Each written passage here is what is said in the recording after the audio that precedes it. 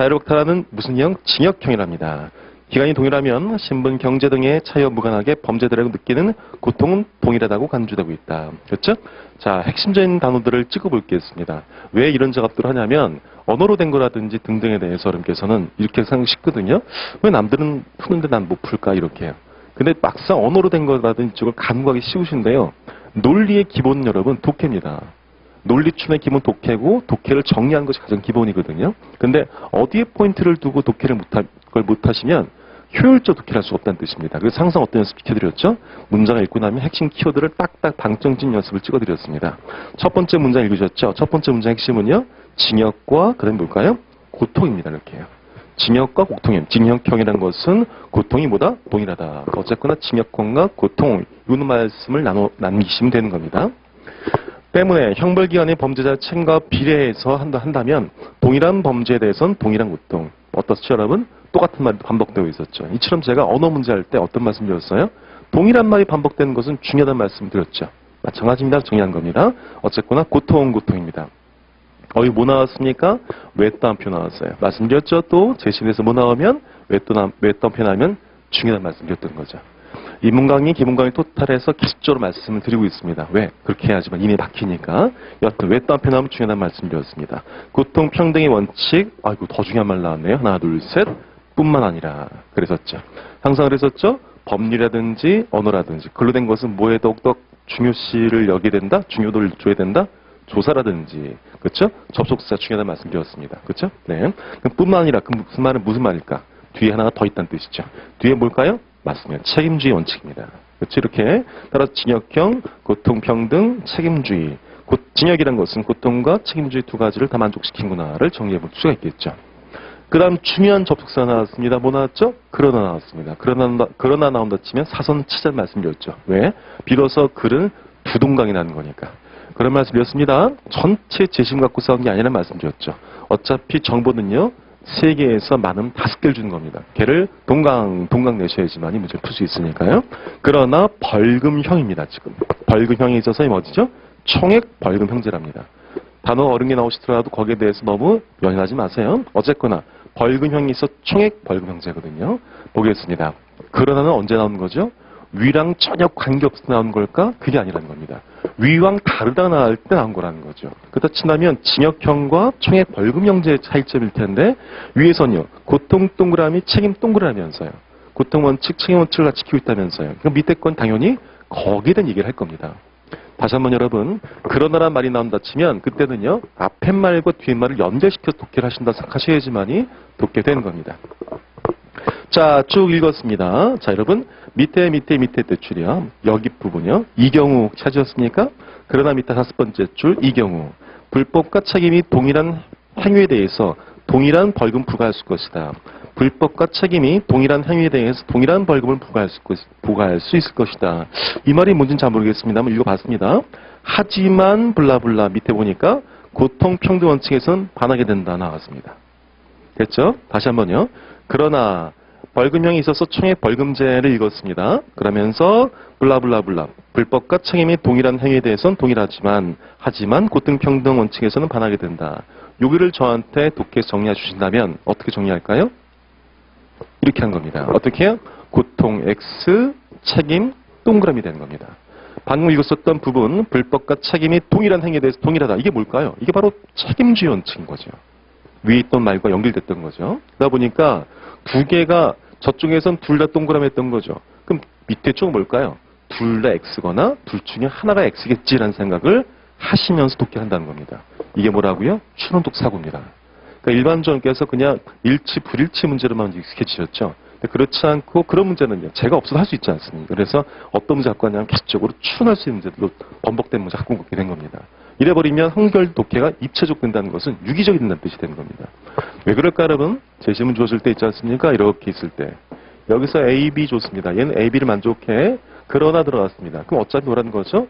A, B에 대한 언급이 있을 겁니다. 그런데 A에 B 동일한 말을 쓴 게 없겠지만 슬쩍 뭐죠? 언어를 치환시킨다는 것이죠. 지금은 책임주의를 어떻게 치환시켰죠? 문장으로 풀어놨던 거죠. 근데 보니까 책임주의는 뭔지 모르겠어요. 문제 되겠지 뭐라는 거죠? 고통 원칙은 반하질 문제가 될 것이다. 이 말 하고 있네요. 그래서 저 밑에서 다섯 번째 주 가시면 그래서 뭘 도입하세요? 일수 벌금제를 도입하세요. 그렇죠? 일수 벌금제 뭔가라고 설명 들어봤더니 이겁니다. 너 무슨 죄 저질렀어? 절도죄? 너도 무슨 죄 저질렀어? 절도죄. 너도 10일 살아 한 겁니다. 그렇죠? 다만 10일 살아야 되는데 벌금으로 하는 건 돈으로 때우는 거죠. 10일인데 너는 얼마 벌어? 너 한 200만 원 버는 노동자야? 알았어. 너는 하루에 5만 원씩 해갖고 50만 원 내. 넌 누구야? 넌 돈 잘 버는 사장님이야? 넌 곱하기 넌 하루에 50만 원씩 내. 따라서 얼마 내? 500만 원 내. 이렇게 하는 게 바로 일수 벌금제 되는 거죠. 일수 벌금제를 하게 된다면 뭐가요? 고통도 똑같고 책임도 똑같다는 거죠. 왜 책임은 똑같을까? 절도죄에 대해서는 열흘씩 똑같으니까 책임 똑같죠. 근데 다만 어떤 게 문제였던 거예요? 벌금은요. 누구한테 5만 원이 큰 돈이지만 누구한테 5만 원이 무슨 돈이니까 고통이 차이했던 겁니다. 따라서 고통이 걸맞게 뭐 하자는 거죠? 금액을 높이자는 말 했던 겁니다. 그렇죠? 그래서 정리를 해보자면 이렇게 볼 수 있겠네요. 고통 분담원, 고통 문책과 책임의 원칙이 있습니다. 이렇게 있을 때 징역형이 있습니다. 징역형 같은 경우는 둘 다 만족한대요. 그렇죠? 근데 총액 벌금제 같은 경우는 어디를요? 봤더니 책임주의는 괜찮은데 고통주의 만족시키지 못하는데요. 그럴 때 일수 벌금제는 둘 다 만족시킨다. 이런 그림이 이제 그럴 수 있게 되는데요. 그렇죠? 지금도 뭘 해드린 걸까, 여러분? 어떤 개념을 모시고 걔를 형상화시키는 걸 말씀드린 겁니다. 여러분, 이 말씀은 제가 기본 강의 때 드린 적이 있었습니다. 해보겠습니다. 필수 과목은요, 언어, 자료, 상황이 있습니다. 강사 선생님께서는 남자와 여자 계십니다. 말씀드렸죠? 이렇게 두 가지의 변수가 등장하면 어떻게 하라 말씀드렸죠, 여러분? 네, 맞습니다. 표를 그려 말씀드렸죠. 그렇죠? 과목과 성별의 표 이런 것처럼 지금 같은 경우도 키워드가요. 고통과 바로 책임이었죠. 이것과 함께 주차 몇 개 나왔어요? 3개 나왔던 거죠. 따라서 표를 그리시면 확률도 수월하게 문제를 풀 수 있었겠죠. 기억법입니다. 범죄방 효과는 형벌이 주는 고통에 비례한다고 존재한다면 경제 능력이 높은 사람에 대한 범죄 예방 효과는요. 총액과 일수 중에서 어디가요? 일수가 크겠죠. 왜 그럴까요? 돈을 더욱더 많이 내야 될 테니까요. 기억법 맞고요. 니은번 경제적 능력이 같더라도 동일한 벌금을 통해 느끼는 고통의 정도는 다를 수 있다는 점은 일수 벌금제 도입론을 약화한다. 이게 좀 애매할 수 있으시겠죠? 자, 정리해 보겠습니다. 경제적 능력이 같습니다. 여러분도 저도 1억씩 법니다. 그렇죠? 그럼 이 얘기는 뭐냐면 이겁니다. 돈이란 누구에게, 자, 이런 게 바로 기본적 전제인데요. 부자한테는 더 많이 갖고 가난한 사람에게는 덜 걷겠다. 여기에 숨겨져 있는 생각이 뭘 것 같으세요? 어떤 걸 아시겠습니까? 부자에게는 많이 걷고 가난한 사람은 덜 걷겠다. 여기에 숨겨진 전제는 뭘까? 누구에게나 돈은 똑같은 가치다라고 준 겁니다. 그러니까 너는 500만 원과 100만 원 차이를 너도 똑같이 느끼고 나도 똑같이 느낀다는 거죠. 그 전제가 있어야지만이 바로 이 일수벌금제가 형성이 되는 겁니다. 다시 한번요. 사람마다 고통이 다르다면서요. 근데 고통이 다른 것을 어떻게 한 겁니까? 부자는 더 많이 걷고 가난한 사람은 덜 걷겠다 했던 거죠. 그럼 그게 뭘까요? 사람마다 돈의 가치는 동일하게 느끼는 거니까 500 내면 아픈 거고 50 내면 덜 아픈 거고 한 겁니다. 지금요. 그런데 이 니은번은 무슨 말한 거냐면 발레를 든 겁니다. 여러분과 제가 똑같이 연봉을 1억 버는 사람입니다. 그렇죠? 근데 여러분께서는 검소하신 분이라서 10,000원만 쿼트로 쓰더라도 너무 가슴이 아파하신 분들이야. 반면 난 어떤 사람일까? 한 돈 100만 정도는 그냥 밥값으로 턱턱 낸 사람이야. 당연히 돈에 대한 가치가 어떨까? 다르죠, 여러분. 그렇다 친다면 일수 벌금제에 대한 요인은 어떻게 될까? 약화되는 거겠죠. 그럼 왜 그럴까? 사람마다 주관적인 특성이 있다는 것을 고려하지 못하고 있으니까. 그래서 니은번은 맞게 되는 겁니다. 좀 이해되셨습니까? 오케이? 일수 벌금제라는 것은 돈이라는 것은 누구나 똑같이 객관적 가치가 있다는 것을 전제한 겁니다. 하지만 이 니은번은 뭘 보여준 걸까요? 사람마다 하나, 둘, 셋 주관인 거죠. 제가 항상 논리적 사고를 하시려면 키워드를 가져야면 훨씬 더 쉽다는 말씀드렸던 거죠. 이건 주관과 객관은 또 문제였습니다. 디귿번역 일수 벌금제 도입론은 징역형에서 기간을 정할 때 충족되는 원칙들이 벌금형에서 일수를 정한만으로 일수를 정한 것은 뭐를 정한 걸까? 하나, 둘, 셋 책임이었던 거죠. 하지만 뭐를 못 정해요? 고통은 못 정했던 거죠. 그래서 틀린 선택지였습니다. 그래서 기억번, 니은번 맞았던 선택지였어요. 불만하셨습니까? 막상은 이걸 1번으로 보셨을 때 아마 쉽지만은 않았을 선택지였던 생각이 듭니다. 다시 말씀드렸지만 틀리고 맞고는 뒤로 좀 미루시고 이걸 통해서 또 정리해보는 겁니다. 항상 또 말씀드렸죠? 수험생은 책장이 제일 무거워야 된다는 말씀드렸습니다.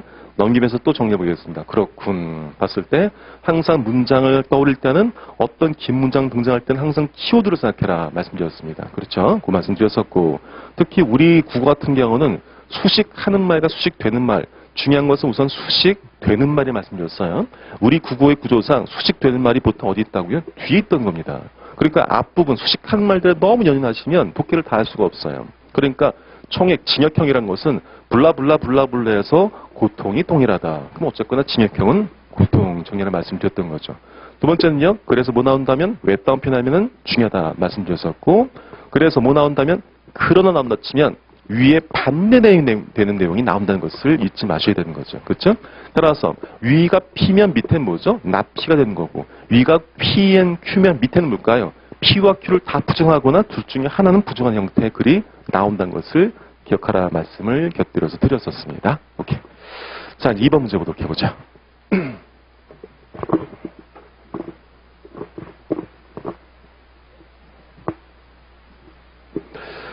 자, 2번입니다. 자, 이혼에 관련된, 퇴직금 관련된 얘기에 대해서 글로 정리가 되고 있습니다. 이겁니다, 이제.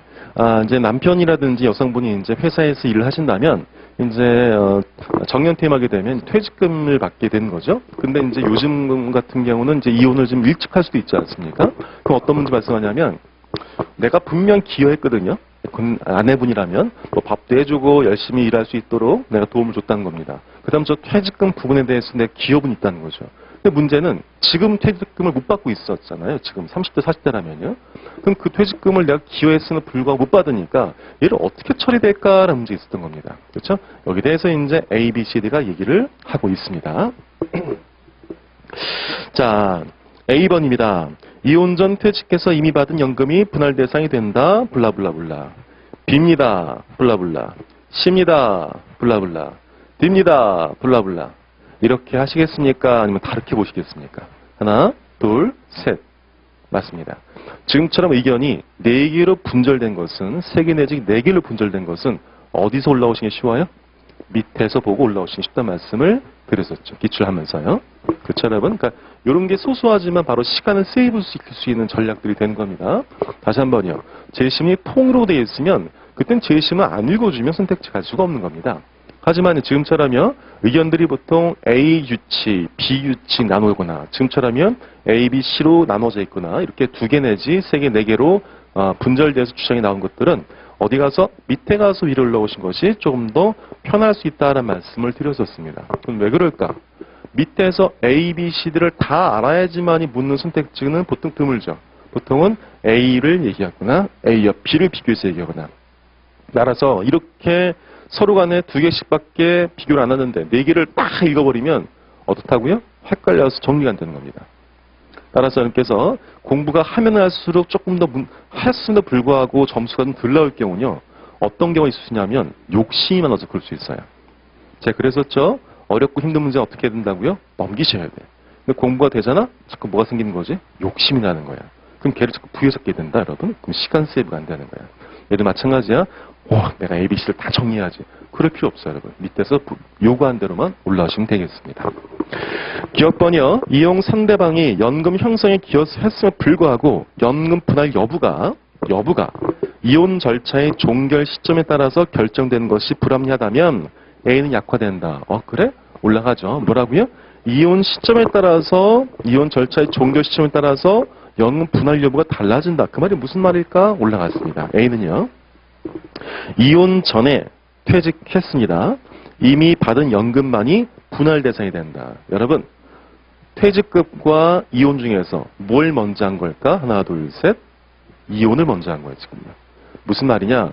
복잡한 특히 법률형 문제라든지 등등 나올 때는요. 시간 테이블, 타임 테이블을 가지고 요구하는 경우가 종종 있어요.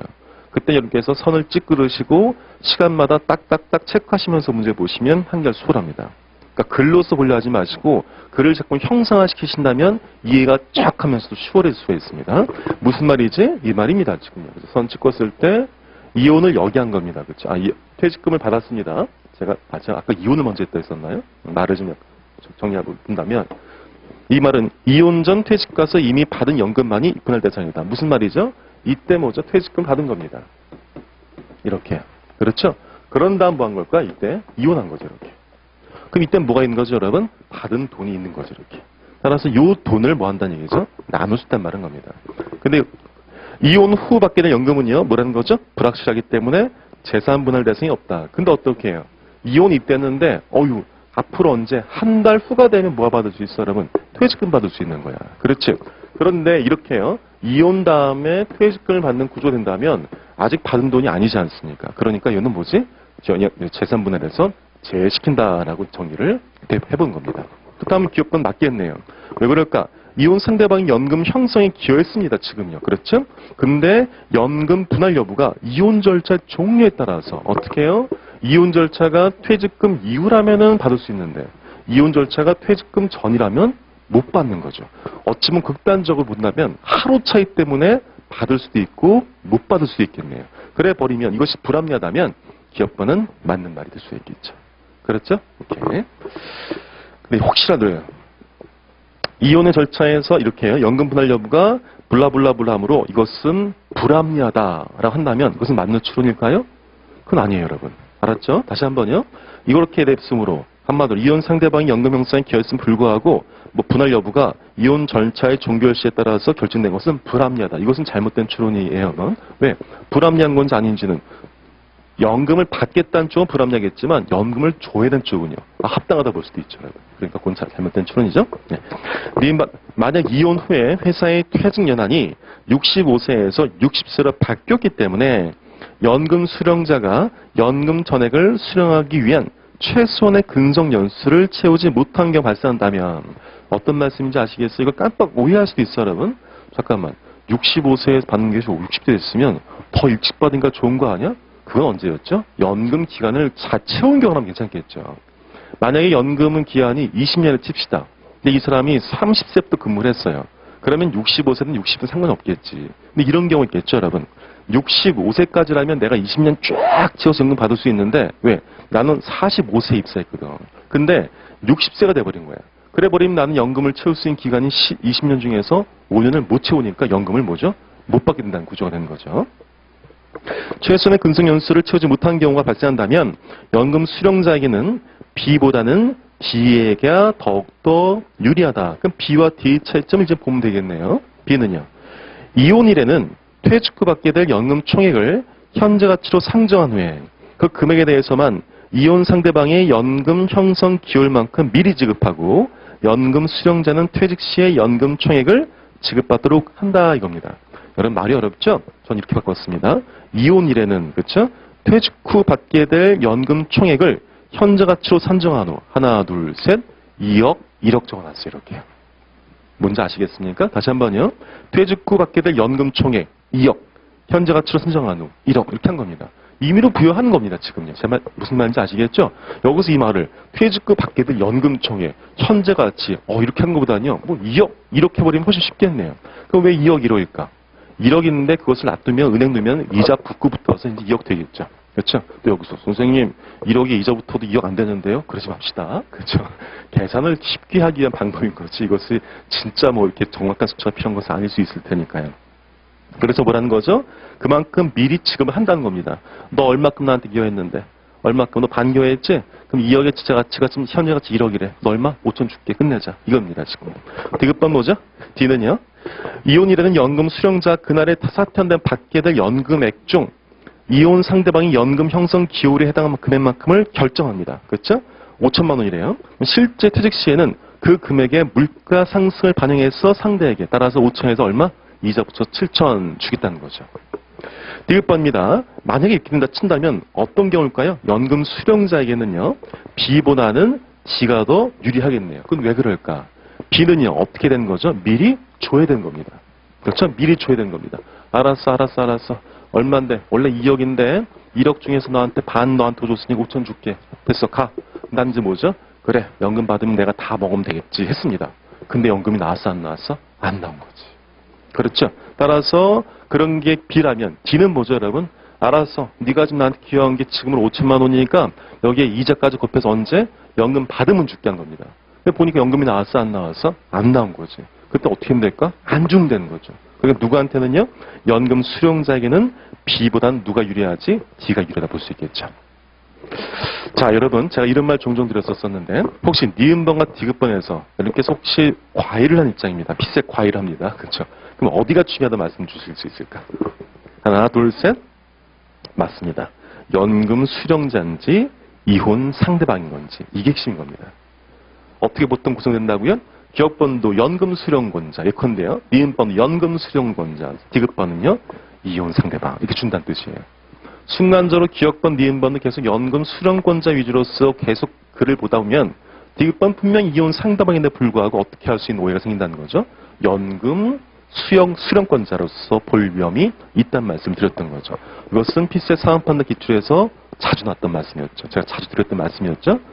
디귿번입니다. 만약 이혼 후 연금 자산 운용의 수익률 증가로 인해서 연금 수령권자가 이혼 시 예상했던 것보다 더 많은 연금을 받게 된다면 이혼 상대방은요. C보다는 B가 더 유리하다.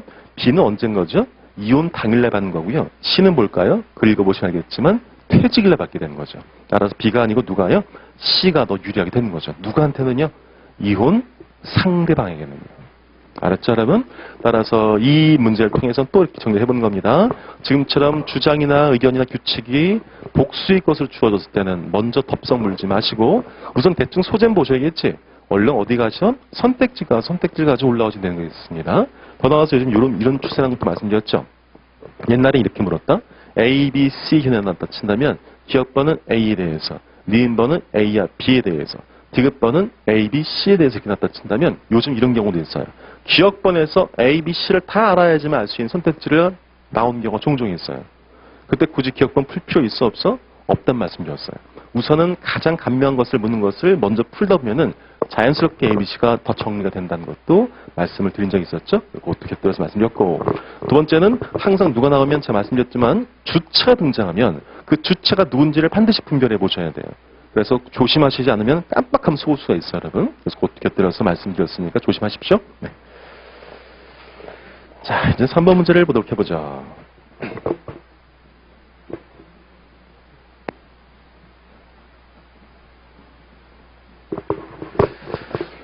자, 법률형 문제가 좀 변하고 있죠, 여러분? 어떻게 예측을 해드렸어요? 옛날에 법률형 문제 같은 경우는 법조문만 나왔던 거죠. 근데 이제 법조문 플러스 사실관계 줘서 적용시키는 문제 나오기도 하고요. 두 번째는요, 지금처럼요, 제시문이 그리지만 소재는 어떻게? 법으로서 종종 나오고 있죠, 여러분. 법률형 문제 말씀드릴 때 제가 그런 말씀드렸습니다. 법조문은 보통 어떻게 구성된다? 원칙, 예외, 예외의, 예외다 말씀드렸습니다. 그렇죠? 원칙을 주고 다만 불러주고 또 거기서 또다시 예외적으로 불러주고 그래서 원칙, 예외, 예외의, 예외대라는 말씀을 드렸었습니다. 혹시 그 말씀을 왜 드린지 아시겠습니까? 네, 이 문제 역시 원칙, 예외, 예외의, 예외. 더 나아가서 얘는 예외의, 예외의, 예외까지 나온 문제였습니다. 자, 보겠습니다. 첫 번째 뭐죠? 첫 번째 원칙은 뭘까요?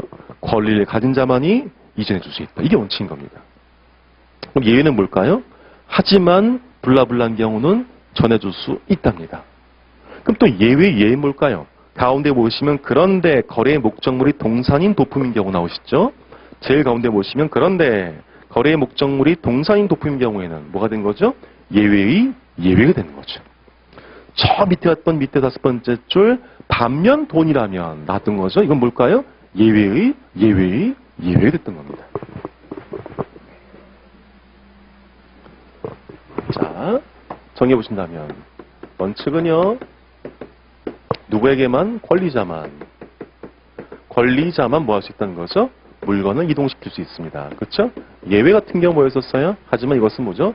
무권리자도 가능했었습니다. 하지만 또 무엇이 뭐라고요? 예외의 예입니다. 언제요? 도품이라면 또 된다 안 된다? 안 된다는 거죠. 아, 이걸 이렇게 쉽게 볼게요.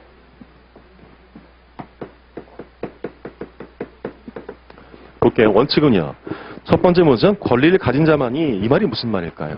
권리를 가진 자만이 권리를 이정해 줄 수 있으니까 무권리자는 된다 안 된다? 안 된다는 거죠. 이렇게. 두 번째는요. 하지만 일정한 요건 갖춘다면 무권리자도 된다 안 된다? 된다는 거죠. 하지만 또다시 해요.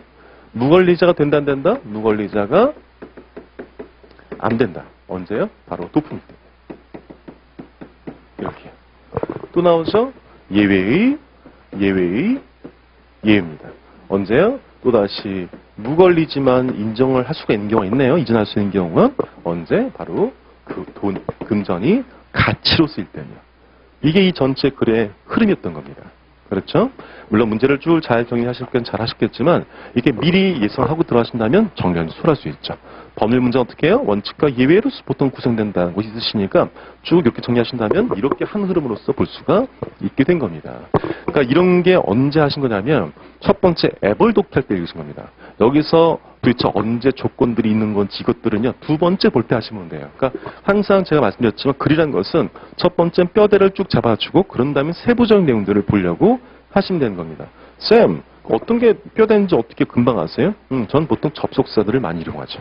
하지만 그런데 등등은 뭐죠? 내용이 나눠진다는 사인이거든요. 그래서 거기다가 딱딱 나눠지면서 정리해보면 정리가 이렇게 되는 경우가 있더라고요. 자, 이제 하나씩 또 정리를 해보겠습니다. 이것은 제시문 내용이 되는 거고요. 기억봐.